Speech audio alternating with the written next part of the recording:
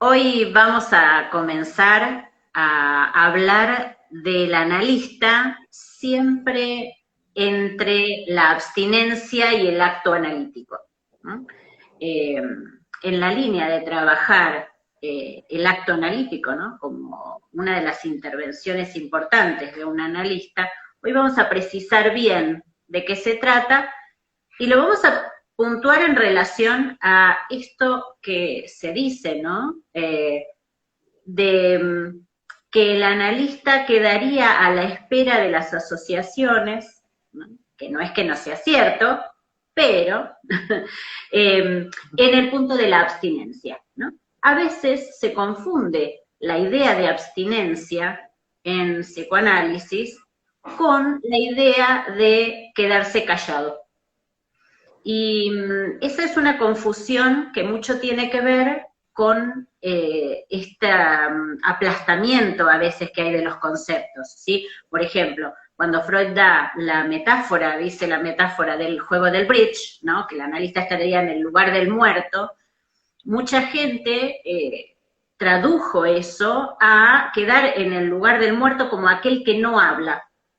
Mm. Y en muchos casos, muchos colegas relatan, y yo también lo he pasado, ¿no? Pacientes que vienen a consultar que han venido de intentos de análisis con analistas que no les hablaban, ¿no? Te iba a decir, a mí me ha pasado incluso como ir a terapia y que el analista no me hable. Mm. Eso.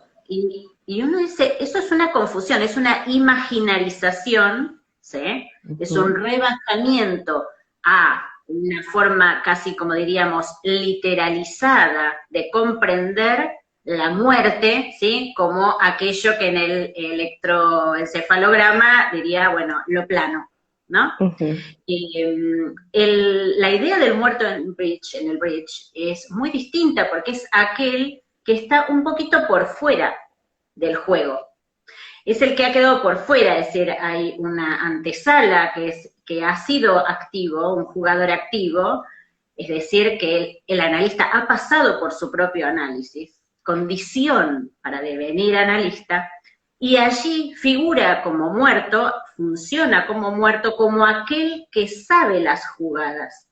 Y de hecho, bueno, hay una gran discusión en el bridge acerca de si el muerto puede advertirle a su compañero de fórmula, vamos a decir así, acerca de que está tomando un camino equivocado o no. Fíjense qué pertinente es la metáfora del muerto del bridge que utiliza Freud. Entonces, es muy importante diferenciar esos conceptos porque hay un punto en que no le hace bien a un joven Nobel, digamos, analista, pensar esto como una rutina, ¿no? ¿Por qué? Porque, por ejemplo, como habíamos dicho, creo que el primer año que hicimos, Ale, cuando empezamos con los vivos, Mm.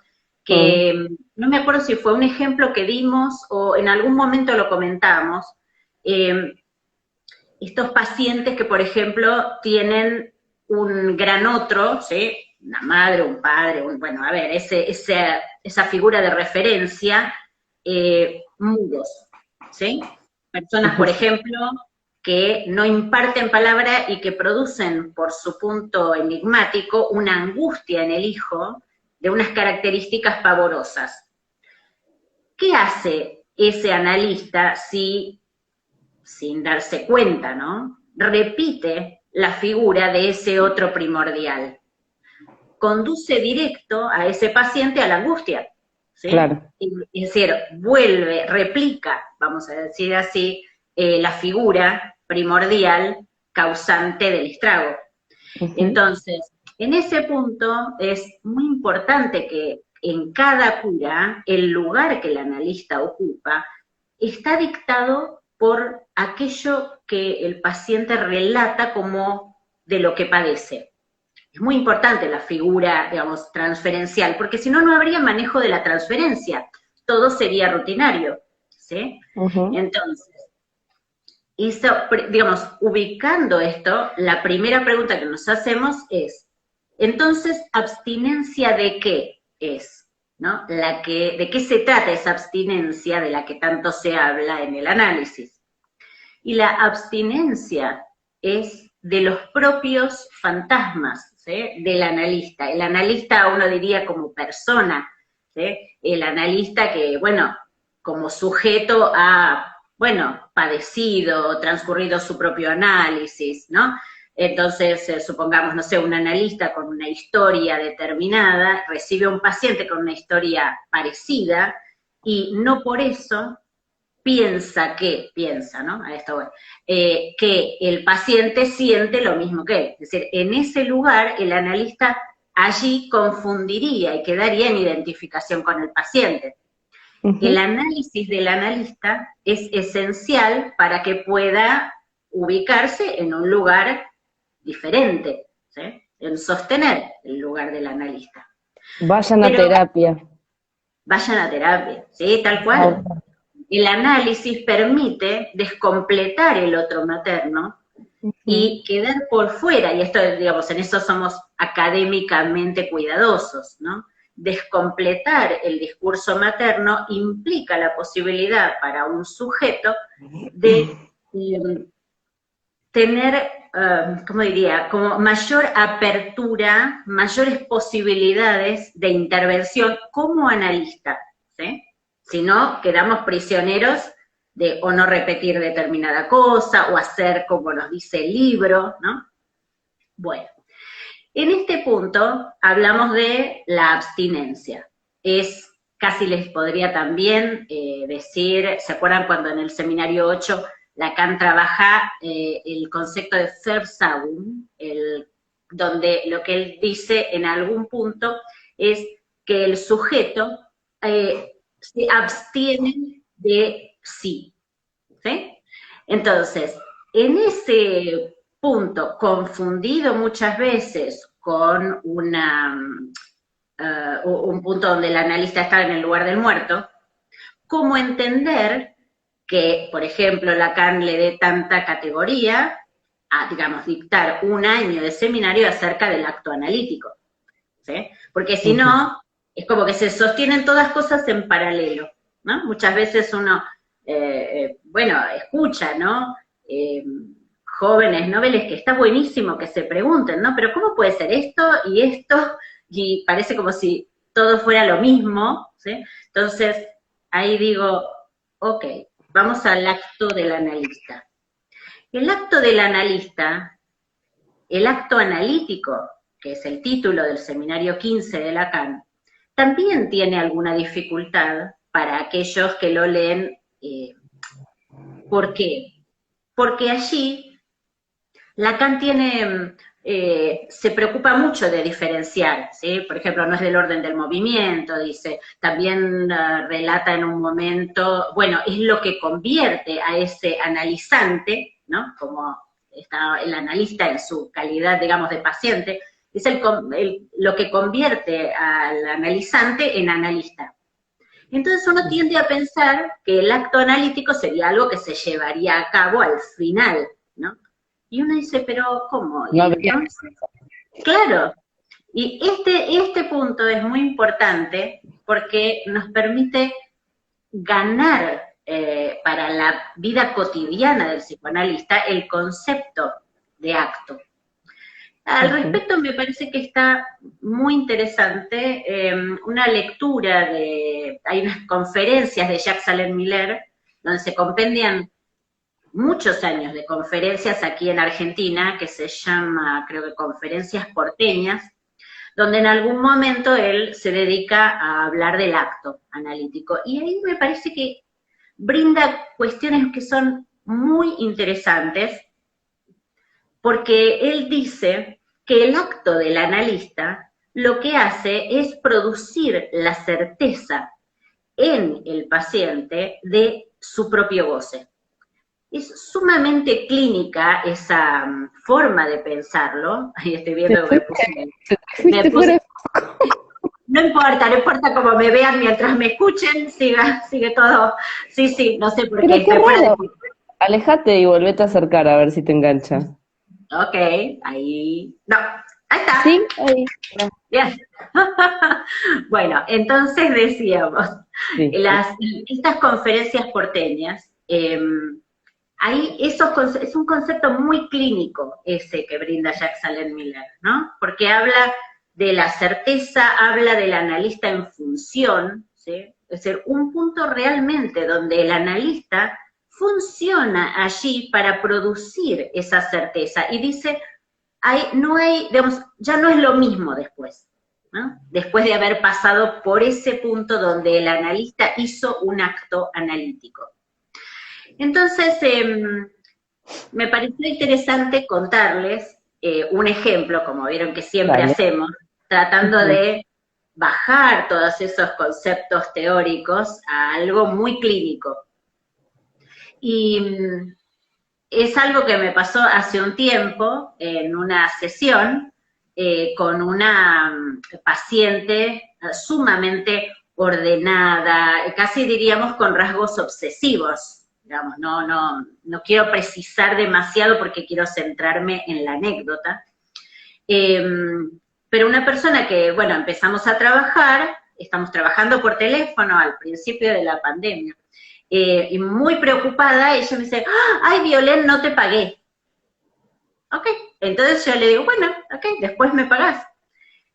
No, pero estoy acá, ¿no? Y estaba sentada frente a su computadora. En el tiempo en que me estaba diciendo eso, se había dado cuenta, va hacia su computadora y se sienta. Entonces, empezamos, bueno, empieza a contarme y yo digo, bueno, como yo no la veía, estaba trabajando por teléfono. Y ella quería asociar y se notaba un punto diletante en su voz, ¿no? Y yo digo, ¿qué está pasando? La nombro, ¿no? No, es que estoy acá con la computadora, ¿no? Y le digo, no es necesario que me pagues ahora. Me dice, pero ya es un momento, pero ¿cómo puede ser? Me dice que se ha trabado. Y, bueno, la cuestión es que, bueno, me dice, por fin lo logré. ¿No? Y entonces le digo, en el mismo momento en que me pagaste la anterior, me has pagado por adelantado, pero todavía no hemos terminado esta sesión. Entonces ella se queda porque aparece el punto de la anticipación, ¿no? Y cómo ella se anticipa y quería estar pagando la anterior, pagando la que todavía no terminó y además trataba de asociar.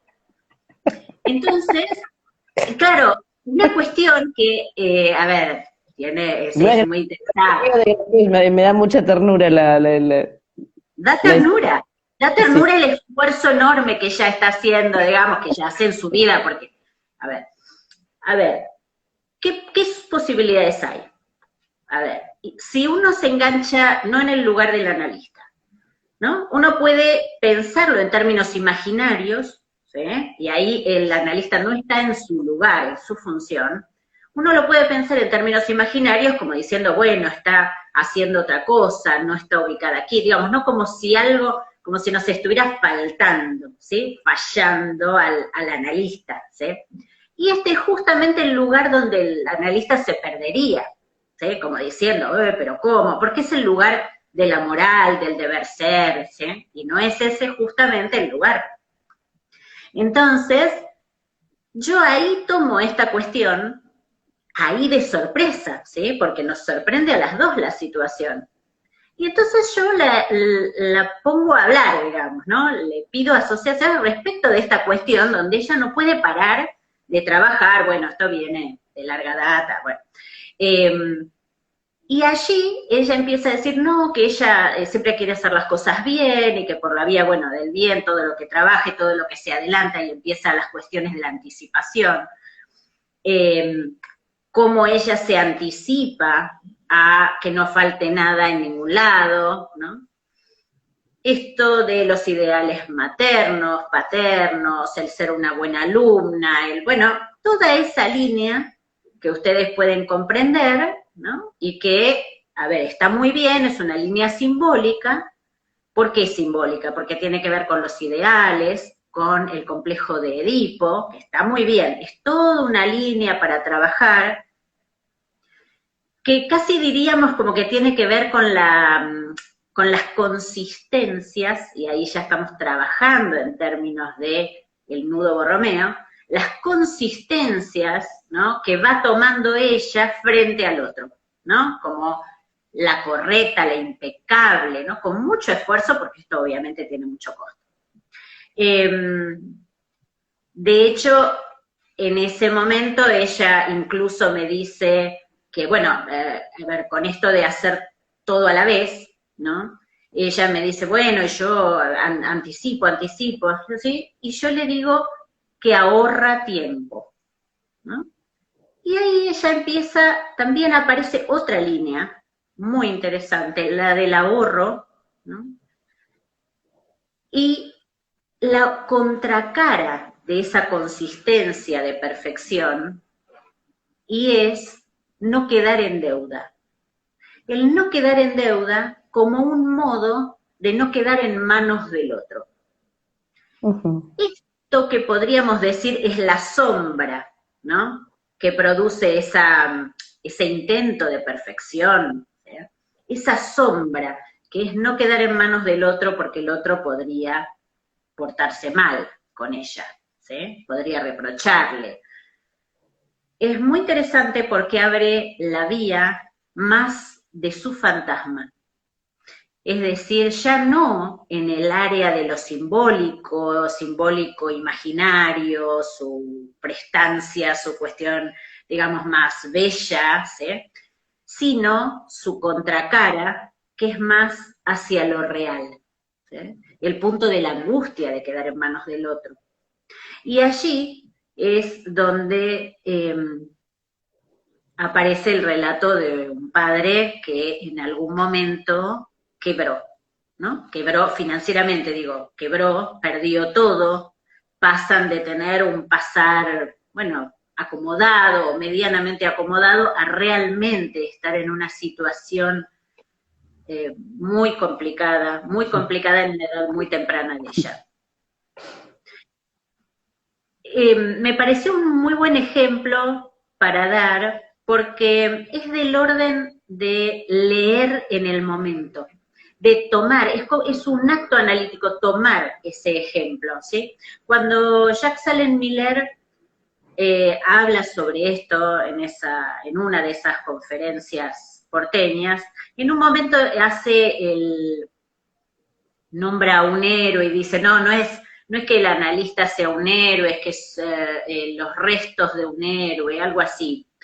Si uno no entiende la referencia, ahí dice, pero ¿a qué se refiere, no? Y es una referencia a un seminario, el seminario 7 de Lacan, donde Lacan, después de decir esas famosas frases de que el analista no debe ceder en su deseo, dice que todos los sujetos pueden ser héroes, ¿no? Es una palabra rara en Lacan, realmente es rara, es poco común, en general no está dentro del vocabulario, ¿no?, tradicional psicoanalítico, que apunta a que siempre existe la posibilidad de que uno elija por algo o elija por lo otro. Uno elige jugarse por esto, a decir, aquí hay rastros del goce, aquí hay algo del fantasma, ¿no? O uno podría dejarlo pasar y decir, pero esta paciente con esta cuestión de pagarme, o pero qué mal que está haciendo, digo, y perderse lo rico que eso aporta, ¿sí? Uh-huh. Aquí nos dicen algo del orden. Pregunta, creo que Lucía pregunta qué es la prestancia y asumo que Anto le contestó. Uh-huh. La prestancia. Sí, yo no veo ahí. A ver, sí me parece que es, digamos, la prestancia es, a ver, esa imaginarización. Les hago así porque es como algo del orden de lo que se da a ver y que el cuerpo toma esa forma, ¿sí? Eso es del orden de la prestancia. Me importa mucho que hoy puedan escuchar como que el acto analítico es en lo cotidiano, no es en el final del análisis. Cada vez uno elige ser psicoanalista o quedar en el lugar, digamos, bueno, de un sujeto que está escuchando, ¿sí? Por eso hoy comenzamos, yo creo que con esto, ¿vale? Digamos, hoy empezamos hablando de no quedar en el lugar del muerto, ¿sí? Que el lugar del analista es un lugar que está a la pesca, podríamos decir, ¿no? De identificar, de hacer presente para el paciente ese lugar de su fantasma. Y eso puede aparecer en cualquier momento respecto de algo que no es el discurso ordenado, organizado, podríamos decir, ¿sí? Sino que a veces se presentifica de una forma sorpresiva. Y esa palabra es la palabra que usa Miller Sí, ahí allí. va, Anto. ¿Sí? Me quedé pensando en que también en la facultad o en los lugares donde uno a veces va a aprender te muestran el caso armado sin esta cosa de repente que tiene el acto analítico. Cuando nos relatan los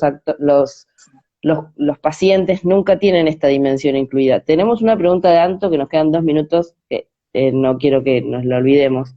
Dice, fue una pregunta para Belén, si el acto analítico tiene que ver más con la táctica que con la estrategia. Tiene que ver con las dos. Yo creo que no hay posibilidad de acto analítico si uno no está en orden a lo que está pasando allí. No lo puede leer, no se da cuenta, digamos, es una apuesta, pero es una apuesta si el analista está en lugar de analista, sabiendo a ver, ¿cuáles son, uno diría, las capas de la cebolla que envuelven a ese paciente, ¿sí? Uh-huh. Entonces, en ese sentido, es de las dos, ¿sí? No, sería injusto decir, bueno, esta es solo de esta y no del otro, ¿sí?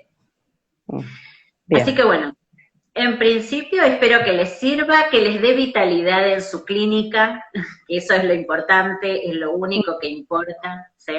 Vayan a análisis, vivan el análisis, digamos, desde su lugar de pacientes a trabajar las cuestiones propias y con el gusto, con la alegría inmensa de trabajar en relación a los pacientes y a sus cuestiones que no son las nuestras, y que para eso estamos en función, para trabajar para ellos, ¿sí? Para el análisis mismo. Uh-huh. Así que, bueno. Bueno, si nos vemos bien, el viernes que viene. Nos vemos el viernes. Cuídense. Chao, chao.